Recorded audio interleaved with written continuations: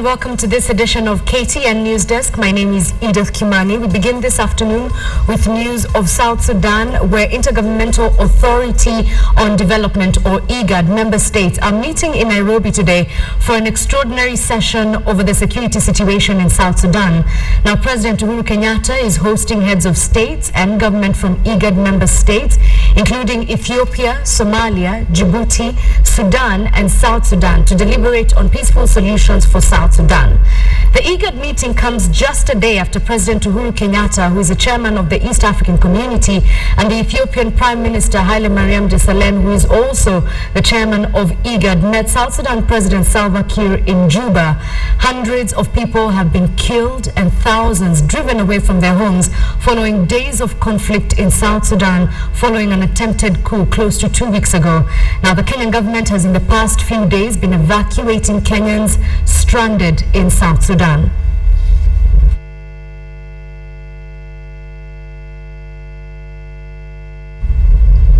Now, our senior reporter Asha Mulu has been following details from South Sudan, and she now joins us from State House, where the IGAD meeting is taking place. Asha, we spoke a few minutes ago. You said the meeting just kicked off. What do we expect will come out of it? Yeah, it is. Just before I answer your question, the meeting has just kicked off. For the past 1 hour, they had been waiting for the Foreign Affairs of South Sudan, Foreign Affairs Minister, who will be representing the government of President Salva Kiir in this meeting. And very important to note that the presidents of Djibouti, Somalia, Uganda, and of course President Uhuru Kenyatta have been joined by the Prime Minister of Ethiopia, Haile Mariam Desalegn, as well as the Vice President of Sudan. Yesterday's meeting in Juba, we have been informed that it wasn't so fruitful as President Uhuru Kenyatta and Prime Minister Haile Mariam Desalegn expected. They did meet with President Kiir in Juba, urging for dialogue between him and, of course, his ex-deputy Riek Machar, who was dismissed in July this year. And what the meeting today aims to achieve is just to move forward and get another strategy of how they can bring these two political rivals together so as to end the bloodshed. That is the first priority of the IGAD member states. Edith. Asha, just put this in perspective for us. Why is South Sudan's stability so important for Kenya right now? Okay, it appears that we've just lost her. We'll call her back and she'll be able to give us more details as soon as she can. But from what we've gathered, the meeting has just started. Actually, she said about an hour ago, and we expect details from it later on this evening. Majority of television viewers in Nairobi and its environs have been left in the dark after the Communications Commission of Kenya switched off the analog signals. The switch-off is part of the country's move to a digital platform, a switchover that has had its fair share of problems. As it is, government has threatened to repossess all television broadcast frequencies owned by Kenya's top media houses. The media houses have responded to this threat, citing violation of Article 34 of the Constitution, which calls for protection of media freedoms. Most televisions in Kenya are designed to receive analog signals, and TV owners will now need set-top boxes to transmit the digital frequencies. There has been concern, however, over the price of the boxes, which, even with a waiver of excise duty, are still expensive for consumers. The STBs range anywhere between 4,000 and 8,000 shillings. Shuleni Januari, niko na candidate, mtoto form 4. Nafikiria kumlipia fees ama nifikiria kununua vitu kama hizo decoder. Niko na school fees, niko na rent ya kulipa, niko na foodstuffs kununua. Sina pesa nyingine ya kununua set box at the moment. Na nikifuata nini budget yangu, hiyo set box inaniwestia money. So far sipo nimenunua, lakini nitaenda kununua sababu sasa hata watoto kwa nyumba wameboeka sana. Wanasema hakuna TV, asubuhi walifungulia, station zote hakuna, channel hakuna, hawajafurahia. Now, following that switch off, media owners have gone to court to appeal a ruling which essentially said that the switch off should commence when it did, which was yesterday. They're looking for an extension. Frank Otieno is currently at the Court of Appeal, and he has more details on that story. Frank. Thank you very much, Edith Kimani in studio. Now, it has been a very grueling moment for Kenyans, and they have been really following these proceedings here in court. And we also saw what we call legal prowess among the legal practitioners here. And of course, Senior Counsel Paul Mite standing out clearly to stand out and to talk about what it says. It's a right for all the media houses to be granted the opportunity to have a digital license. And of course, we also saw the three-judge bench very, very categorical that this is an issue of concern, and they were wondering why the switch-off was effected yesterday while we were awaiting this case today. And right now we cannot preempt anything in it, only that we are expecting a ruling which is coming at 3 p.m. after all the proceedings and after all the submissions. We have witnessed that the judges are convinced that they have to give a ruling which is today, and therefore we shall be talking more with the councils and so on regarding the results on whether or not we are going digital or not. So for all that, Edith, I think I should say that let me hand back to you so that you get back to us at 3 p.m. and we shall be able to get you more from here. From me, it's Frank Otieno. Well, thank you very much, Frank. We'll definitely be looking out for you at 3 p.m. And Angel Katuse is also speaking to the people on the streets, finding out how exactly this digital migration has affected them. So talk to me. Let me know, where are you? Are you able to view us? Do you have a set-top box, or are you on pay TV? Our Twitter handle is at KTN Kenya or at KTN or at KTN Newsdesk, I beg your pardon. They say that a dog is a man's best friend. For some, keeping dogs has become a profitable venture that rivals most businesses in the country. Timothy Gedogori gave up employment 19 years ago, and he has not looked back since, as dog breeding gives him returns he had never imagined. Here's his story.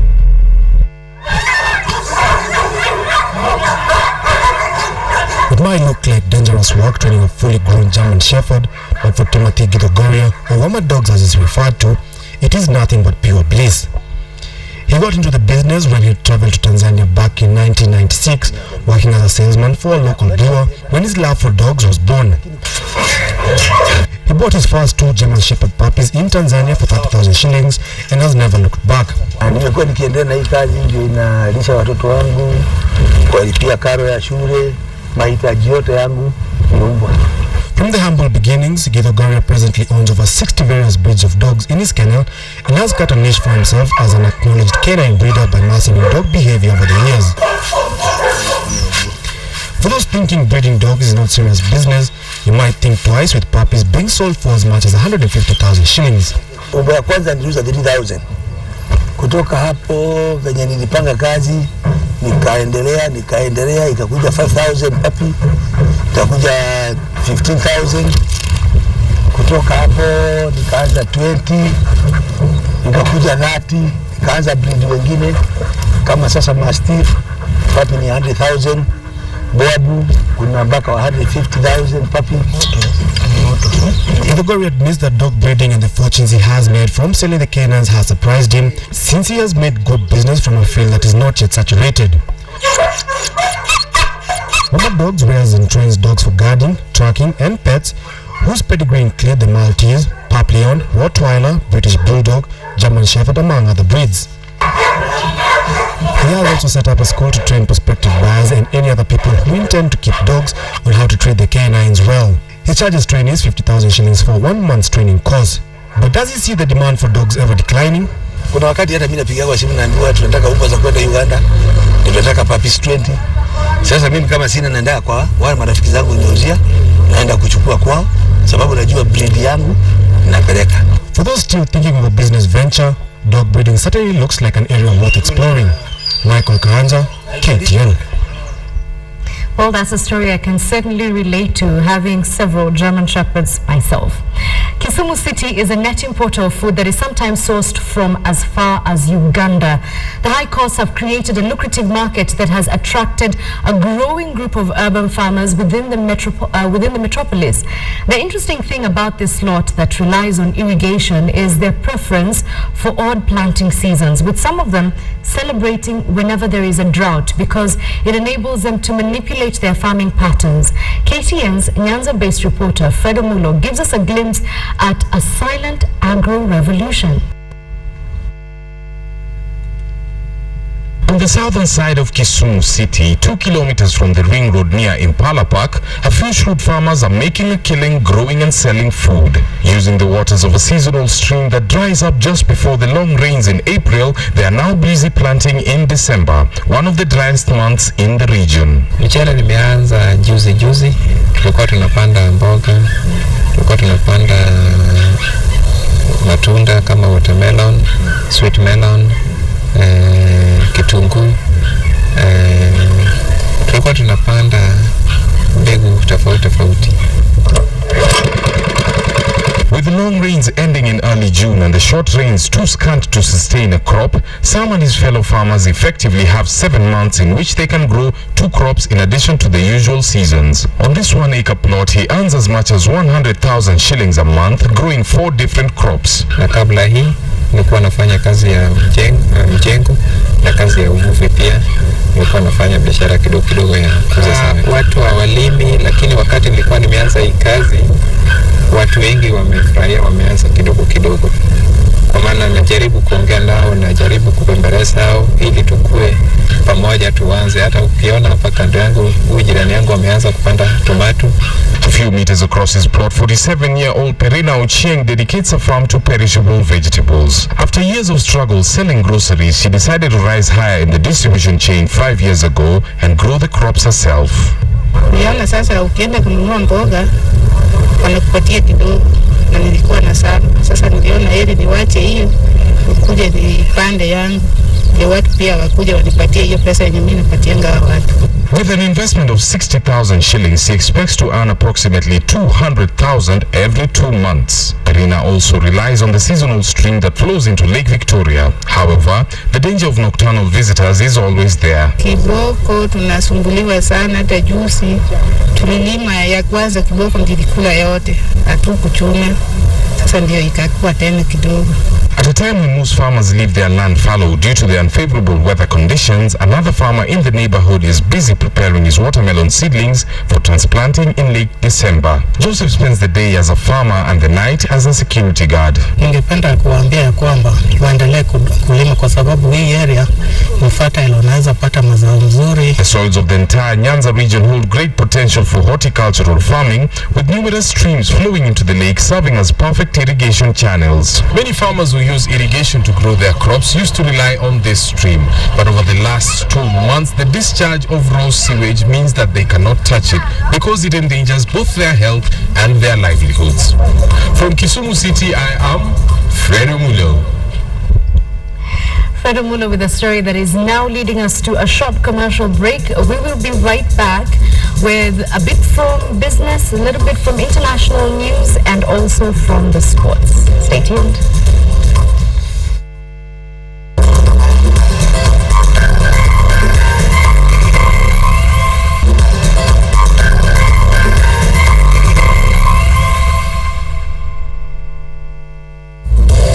Welcome back to KTN Newsdesk. We're glad you're still watching. Let's have a look at the business now. And with the ongoing unrest in South Sudan, the KCB Group says it will continue offering financial services in that country.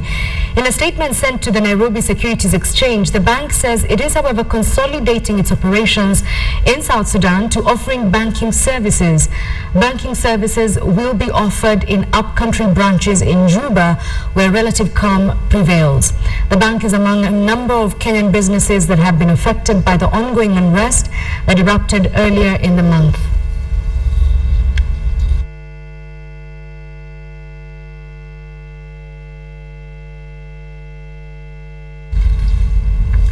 Now, just in case you thought Christmas trees were only good for decorating, here's a second thought for you. A Canadian beer company is using types of evergreen trees, which are traditional Christmas trees, to make an old school brew that has customers buzzing. Tom Murphy has more. People look at a scene like this and see Christmas trees. Others see beer. That's the way the staff of a Halifax microbrewery sees it, but it didn't always. Tell me about when you first heard this idea about making spruce beer. Honestly, what was your reaction? No. Just that simple. Not going to do it. Yeah, no. Why not? Well, this is not going to be the beer that takes this brewery down. But the history, a Canadian tradition that has had us snipping and gathering since the days of our earliest settlers. And after that, I mean, I know that the Americans would do it because George Washington made spruce beer. Can you do this? Can you smell the beer? It's part of, seriously? I can. You can, can't you? Yeah. Daniel Gerard heard stories of his grandfather's spruce beer, so he had to try a brew for himself. So then I decided to work on it and see, what could have been, how I would have made a spruce beer myself if I were the first settlers, like years ago. He took all those spruce sprigs, some fir ones too, and shoved them in. After a good soaking, he took out the branches, added some malt, molasses, and hops. Eventually, he asked his boss to crack one open. Just there's some wonderful aromas and that come off it. It feels like you're, out, in a winter evening walking through the woods. It's pretty wonderful, eh? Yeah, you just can't feel your toes anymore because it's starting to kick in a little bit. Oh yeah, did we mention its hearty 7.5% alcohol content? You don't put a lime in the top of the bottle, okay? This isn't Miller time, is it? This is not Miller time. Soon, this microbrewery owner was intoxicated by the idea of spruce beer. Others were too. Maybe a month ago, the emails started to come in, 1 or 2 a day, or Facebook messages saying, when is spruce beer coming? We need to mark it on our calendar. We're going to take off work. Sure enough, come sale day for this year's batch, customers showed up bright and early. It's the one thing that his father asked for Christmas. Came down here to beat the rush for the spruce beer. Beer from Christmas trees. How Canadian? How Canadian can you get, eh? We like to say, party like it's 1749. And think about it. In a country like ours with so many Christmas trees, we could make a lot of beer. Well, from Christmas beer to New York, where an artist can tell a lot about you from information you're unknowingly leaving behind, is seriously white Christmas as well. For those on a Russian ship and move over Christmas shopping, it's all about Boxing Day sales. Melissa Rani has today's edition of Take a Look at This. Take a look at this. These disembodied faces are created by a New York artist using the DNA of strangers and a 3D printer. It offers a good, though not perfect, idea of what the person may have looked like. Heather Dewey-Hagborg mines the DNA from sources such as discarded cigarette butts, gum, and stray hairs. The genetic information is fed into a computer program to create a virtual model. A 3D printer does the rest. She started the project with her own DNA. She hopes the project will raise questions about genetic privacy. This Russian polar expedition ship got stuck in ice off Antarctica. Everyone is said to be okay. The ship sent out a distress call on Christmas, and 3 ice-breaking ships were sent to the rescue. It's slow going, though. They're not expected to reach it before Friday. And shoppers lined up at malls and stores in the UK to be among the first to have a go at Boxing Day deals. As you can see, shoppers were quite eager in London. Clearly, brick-and-mortar commerce is not dead. In-store sales are expected to bring in more than $4 billion. For Take a Look at This, I'm Melissa Rainey. We'll look at your Did You Know facts today, 2 this season, because it's Christmas season. Did you know? An American Airlines flight from Los Angeles to New York City made an unscheduled stop in Kansas City because they had to offload a passenger. Why did they have to offload this passenger? He wouldn't stop singing Whitney Houston's I Will Always Love You. Do you know how annoying that would be? Someone would just not stop singing, and they probably had a really terrible voice. So that's your first Did You Know fact. The second one is very cute. Following up from the dog stories, it's all about animals this season. Did you know dolphins apparently give each other names and will answer to it even when called by dolphins they don't know? I don't know. Something about that tells me it might not be true. How do we know that dolphins communicate with each other? And how do we know that they give each other names? Well, that's your Did You Know fact. My name is Edith Kimani. Good afternoon. See you tomorrow.